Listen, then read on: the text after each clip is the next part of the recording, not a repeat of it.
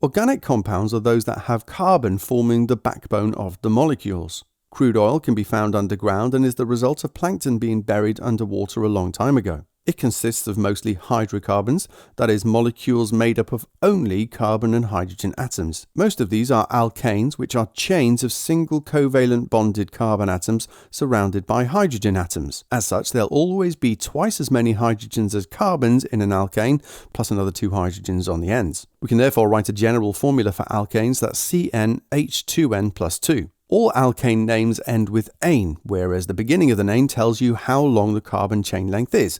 Meth is 1, eth is 2, prop is 3, bute is 4, hex is 6, and that's pretty much the highest you'll probably go to.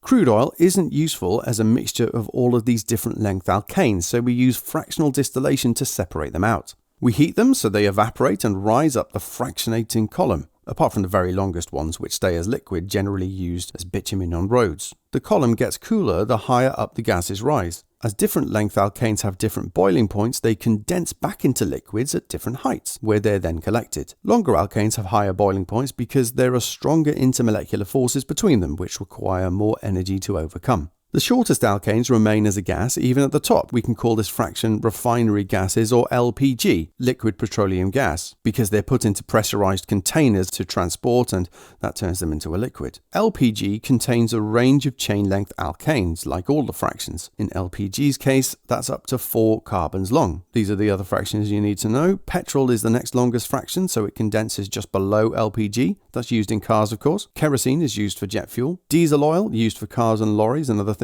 And heavy fuel oil is used in large ships. As you can see, these alkanes can be burned as fuel.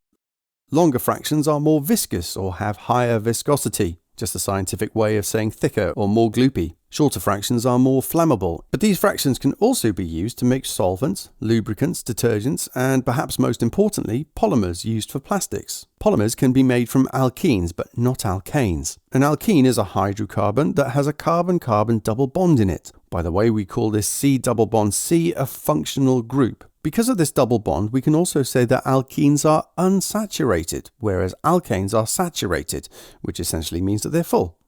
That's why you can test for an alkene, which is a colorless liquid, by adding bromine water, which is an orangey brown. If the mixture turns colorless, that means that the bromine has bonded to the alkene. For example, it bonds to ethene by breaking that double bond into single bonds used to attach the bromines. This product is saturated, as you can hopefully see. This can't happen with an alkane as it's already saturated, of course, so it stays orange. Chlorine and iodine do a similar thing, but water can also saturate an alkene by attaching itself as an H and an OH functional group. We've now made an alcohol, by the way. Now, there are 2 more problems with crude oil. One is that the demand for shorter alkanes is much higher than that for longer ones. Also, there aren't enough alkenes in it for our purposes. Cracking solves both of these problems, that is, breaking apart a longer alkane into a shorter alkane and an alkene. Catalytic cracking requires a temperature of around 550 degrees C and a catalyst called zeolite. If there's no catalyst, you can just use an even higher temperature of over 800 degrees. This is called steam cracking. Let's take butane and crack it. We can split it right down the middle, but it must be the same number of all types of atoms in the products. That means, yes, we make ethane, but we don't have enough hydrogen atoms to make another ethane, so instead it makes ethene as well, the alkene, which then of course is useful for making polymers. It could also split here instead to make methane and propene.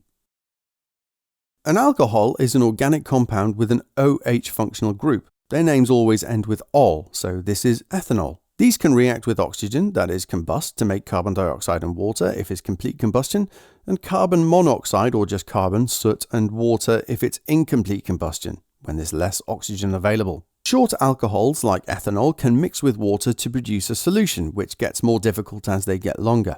When an alcohol is oxidized without combustion, that is with an oxidizing agent, it makes a carboxylic acid. That's a molecule with, instead of just OH, it's COOH. That's the functional group. We have that extra oxygen double bonded to the carbon. It still has the OH group, but it's not an alcohol anymore. The specific name of this one would be ethanoic acid, which is actually vinegar. You can also get propanoic, butanoic acid, etc.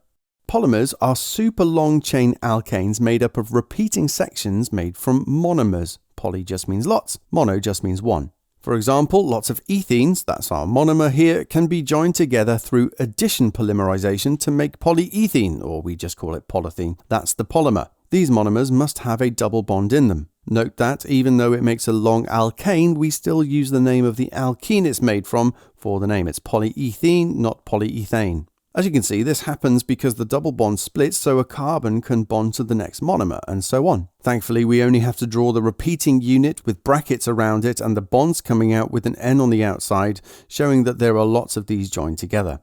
Condensation polymerization, on the other hand, is when we join together two different monomers that have different functional groups, for example, an alcohol and carboxylic acid. First, let's look at the bog standard reaction between just ethanol and ethanoic acid. These react to produce ethyl ethanoate. This is now an ester. Can you see water, H2O, must be kicked out? Now let's react an alcohol that has the hydroxide, that's the OH functional group on both ends, with a carboxylic acid that has COOH, we call that the carboxyl group on both ends too. Now this reaction happens on both ends and we can make a chain of this ester. This would then be a polyester. It doesn't really matter what's in between the functional groups, we can just write R as a shorthand for the stuff in the middle, or just a box. Again, water is chucked out, hence why it's called condensation polymerization. You should remember amino acids from biology. They're the building blocks of proteins. They have two functional groups, an amino group, NH2, and a carboxyl group, COOH, which we see on carboxylic acids, hence why this is called an amino acid. Joining together different amino acids makes a protein. DNA, full name deoxyribonucleic acid, is the large molecule that stores genetic code. It's made from two polymers that spiral around each other in a double helix shape, and it's made from 4 different monomers called nucleotides. Starch is another natural polymer, where the monomer is glucose, and cellulose is a polymer that's made from beta-glucose. So I hope you found that helpful. Leave a like and a comment if you did, and click on the card to take you to the playlist for all of the papers, and don't forget to check out the Science Shorts app to help you test your knowledge.